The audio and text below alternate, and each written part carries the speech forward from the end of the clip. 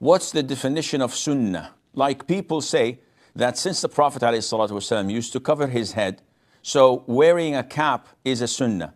He used to keep long hair, so it's a sunnah, etc. Can you kindly explain the exact concept of sunnah? First of all, the scholars say that sunnah can be defined in two ways.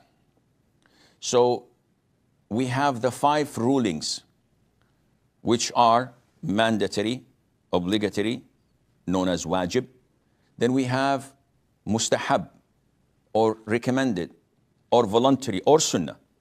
Then we have permissible, mubah. Then we have makruh, which is not recommended, disliked. And finally we have prohibited, which is haram. So sunnah comes in the second level, which is something that is recommended. If you do it, you're rewarded. If you don't do it, you are not sinful. This definition goes in line with the process of fuqaha, the jurors. While the usul al-fiqh, fundamentals of fiqh, they say that sunnah is the way of the Prophet ﷺ. So whatever the Prophet did is considered to be sunnah. Others say that the Prophet performed once Hajj in his life. This is sunnah because he did it. So by this definition, they say sunnah can be anything that the Prophet said, or he did, or he approved in front of him, being done and he approved it. And fourthly, they say anything that has a description of himself. This is how usually scholars define and describe to us what sunnah is. Now what Suhail is asking about, this is what the scholars say is divided into 2 different definitions of sunnah. Sunnatul ibadah and sunnatul adah. Sunnatul ibadah is whatever the Prophet did ﷺ as a form of worship. So he prayed 2 rak'ahs after dhuhr.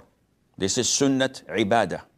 He, when performing tawaf, did al-ittiba', where he uncovered his right shoulder with his ihram. This is sunnatul ibadah. When, for example, entering the masjid, you enter it with the right foot. For those who say that this is part of the sunnah, and exit it with the left. This is ibadah. Now, aada means culture, custom, habit. And this is not related to Islam. This is related to traditions. So if we say that the Prophet ﷺ used to commute from point A to point B on a mule or a donkey, would anyone in his right mind say, this is a form of worship. Tomorrow I'm going to Wall Street, or I live in Manhattan or whatever. I'm going to take my mule to work or go to the gym. Of course not. The Prophet used to sit on the floor.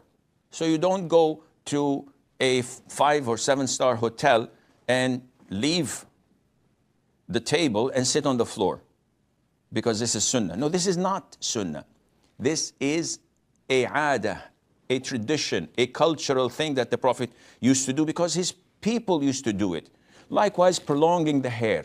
Likewise, braiding the hair to some of the Arabs. This is how they used to do, not part of religion. Likewise, when wearing a waist wrapper or an apron like that people wear on their, it's like a skirt, like a kilt, but it's on your waist. You don't go to the office or to the masjid wearing this because this is customary. This is according to what your people wear. If I wear this and I go to the Friday khutbah to deliver the Friday, they will pull me down. They say, what are you doing? This is not our customs. I would say, oh, this is sunnah. I said, no, it's not sunnah. Otherwise, where's your mule? Where's your donkey? Where's your camel that the Prophet used to ride, alayhi salatu, and so on. So wearing the cap is from that type. You're not rewarded for it. And especially if you only put it on when you go to pray, like some of the brothers in the subcontinent do. Some of them even just place a handkerchief and they tie it on their head for prayer. And afterwards they fold it and put it in their pockets. I've seen this in Turkey, in Bosnia Herzegovina, when we go to the masjid and they throw to us head caps to pray with, when we don't want to wear it. I don't know what's in it, what kind of diseases or fleas in it. I don't want to end up fleeing my hair. So this is all customs, and it has nothing to do with the sunnah of the Prophet alayhi as-salatu was-salam.